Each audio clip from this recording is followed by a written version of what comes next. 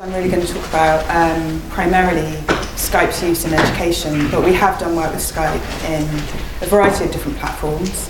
Very briefly, we're made by many. This is our office by the canal. There are about 33 of us and one very crazy dog who keeps us busy most of the day.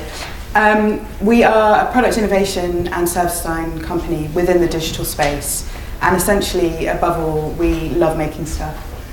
We make our own apps, but we obviously do a lot of client work. I don't know how many of you use Skype professionally or personally. All of you, so I don't really need to talk about the features of Skype too much, but obviously most of us know that it's a great platform for kind of grannies meeting their grandchildren.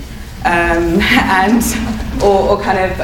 had a friend in Australia Skype into my wedding, so there are lots of different ways you can use Skype, but there are also a variety of tools that less people know about. So you've got Skype to Skype Voice, which is free, and obviously Skype to Skype Video, which is free.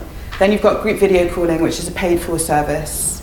Messaging, so that's instant messaging, and file and screen sharing, which is a fantastic way of doing presentations. You can actually just put your PowerPoint up and share the screen. So we worked with Skype because Skype wanted to create an online service that showcased and inspired the use of Skype in classrooms. Skype had noticed that some really innovative teachers around the world were bringing Skype into their class to set up pen pals, the modern day pen pal, where they would speak every Friday, or bring in authors into the classroom. So this is just a little clip of one class, about 30 seconds. We are truly to Kenya. Hi, can you hear me now? Yes, wonderfully. Skype is the ultimate field trip where you travel to the other side of the world without ever leaving your classroom. You can see the facial expressions and them smiling when they talk. It's just like, oh my gosh. To have a platform like this, it's so special because we can do something that's greater than anything any one of us could do by ourselves.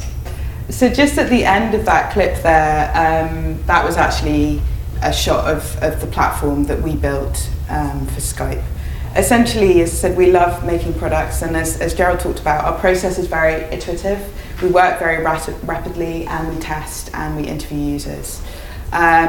So we quickly put up some blog posts, did some research, and found this fantastic blog where teachers were actually commenting. There were over 400 comments saying, I'm a teacher, I would love to Skype with your class about this topic. Can we discuss Romeo and Juliet? Or shall we look at the weather, between the differences between China and Kenya? So we noticed that basically these teachers needed somewhere to connect and find each other and talk about themselves. And we spoke to pioneer teachers, a variety of people, got their insights, and created a very simple thing, which was, here's my profile, you can find me very quickly.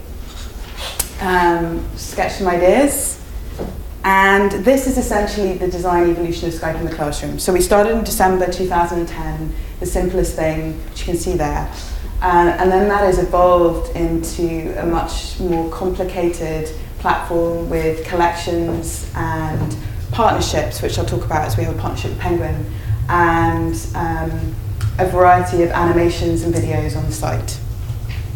So this is it here, where essentially we now have almost 37,000 teachers from 214 countries speaking 63 different languages, and on a variety of about 20 different subjects. That's anything from technology to literature to maths. And these are our most popular projects, and you can see they're really broad in their range in terms of weather data or lunchboxes. But it's our collections that are most popular. And here you see we have our own book club collection, and there are 14 projects there, and they're fantastic. They can be a local librarian organising a teacher to come in and host a chat with an author. They can be a kind of weekly book club where classes in France and the US, or maybe Canada, will actually talk about a topic and a book that they're studying in class. And then at the beginning of the year, we started brokering partnerships, and Penguin was one of the first to come on board, and they have given us authors who are willing to give 30 minutes every month or a couple of times a month to do Q&As directly into classrooms, and it's fantastic. We've had massive engagement, and all the teacher needs to do is express interest on the page. They would like to take part, and the Penguin marketing manager reaches out to them, organises the chat, and these authors are available to do a Q&A in the classroom.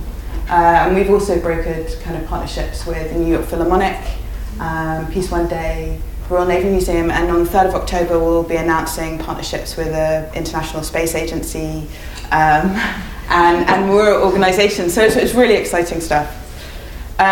We also use social media because I know that Claire said that the kids don't use Twitter, but we actually find that in the classroom a lot of kids do use Twitter, and some really innovative teachers use it as a way of engaging kids who don't normally speak in the classroom, so that they will answer questions on Twitter via a project, but they won't actually interact in the space.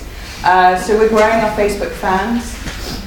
And that's just the stats really in terms of the contact requests. So you can immediately, once you're logged in, signed up, you can send contact requests and add people as a Skype contact.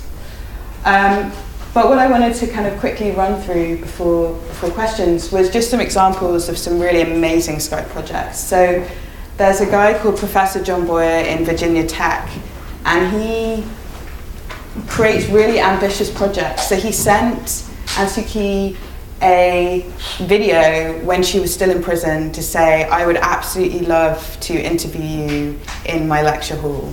And so while she was still imprisoned in Burma, she did a Skype call with an audience of 3,000 students, which is phenomenal. This is an example of an illustrator. So he was drawing and teaching kids how he illustrates his books with a kind of primary school class. This is the explorer Mark Wood, who has ambitions of being the first guy to make a Skype call from the top of Everest. There has been a text message sent, but not yet a Skype call. But he's really amazing. He has traveled a lot around Nepal and has gone out there to set up the right kind of infrastructure so that they can actually make calls while he's traveling and Skype with him. And then he will either be in classrooms in Nepal and Skype back to the UK, or kind of go in and give lectures to these kids. So that's really exciting because he shows pictures of polar bears and things like that. Santa, kids like Santa, so sometimes Santa Skypes from the North Pole. He's a bit blurry up there, I'm sorry. Lord Knight, he's really into kind of innovative education, and so this is him with a kind of a young primary school class Skyping. And I think what's really sweet is that they've actually noted it on their whiteboard, that's like their agenda for the day after singing and before playtime. And this, I put this in, this is to show you where like the technology can go wrong. This is last October. Paul, who is the lead service designer at Made by Many, and I decided to do a live demo, and as Gerald said, live demos are dangerous, they can go wrong. So we had a class from Brazil and a class from just outside London, and we wanted to have both schools kind of dial in, and then we were going to have Ask the Audience. But of course we weren't mic'd up properly, so basically the kids could never hear what the audience was asking them, and in case you get, but the thing is it does work, and these were the kids, and they loved it, and they felt that they were really involved because they were speaking to kind of creative directors of agencies in London at a big Internet Week Europe event, and so that was really exciting. But yeah, things can go wrong. And this is another small clip. You know, I bet in Maine you have a lot more moose than we do, but we do have moose. I think that is that a male or a female? You guys know? And what about this one? How do you guys know the difference? What's the difference?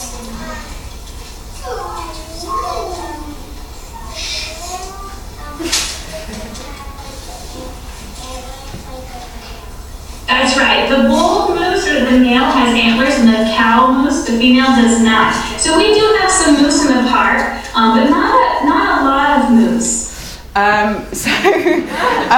That we love that video. That is a park ranger called Beth, who completely of her own resolve signed up to Skype in the classroom and started offering Skype chats kind of once a week with kids, and she's brilliant. About 400 teachers or classrooms have taken part, and that was one video that someone uploaded for us just of their experience with her, which we love. So I really wanted to say kind of at the end that there are loads of librarians and authors on our site. I just searched in the kind of toolbar Librarian, and both individual librarians and then library and research related projects came up. So, I mean, the first one is I'm a middle school librarian and I would like to do book talks and author visits. So there are lots of people who are already using the platform. In the UK, we've only got about 2,000 users. We are heavily weighted towards the US. They make up just over half of the readership at the moment. But really just, what do you need to get started? It's really simple. Like most of you, in fact, all of you said you use Skype, so you just download the client for free, check your microphone, or you've got the kit that you think you need, even if it's a kind of high-def web camera. Create an account and have a go, basically. So, questions? When somebody's Skyping in, is it to one classroom rather than sort of, or one library session rather than multiple? So you said that authors sort of sign up to give maybe half an hour of their time. That's half an hour of time to one. With the Penguin in particular answer, they do actually do just one classroom, but Tom Daly recently agreed to do a call, and for that we'll have 4 classrooms because obviously his time is quite limited. Yeah, so you can have like a hangout really. You can have up to 9 other people on the call with you, so total 10 in terms of group video calling. If you were a school and you were looking to organise a chat with a specific author, how would that work if it wasn't, say, Penguin? Well, we're starting because a bit like when Claire was saying that it's a resource issue. I mean, Made by Many is an agency, and we're obviously paid by the client to do the work. So we've grown a team. We're now about 8, and we now have taken on someone who manages kind of partnerships. And we're trying to do a little bit of matching. So, for example, if a school was to sign up and say, we're really looking to talk to someone from the Roald Dahl kind of estate, we would try and reach out to them and maybe broker that. So there is a little bit of handballing and trying to set that up. But obviously Twitter is really useful. We retweet anyone who says, I'd like a Skype call with X to our followers, and obviously that helps to kind of amplify the request. Thank you very much again.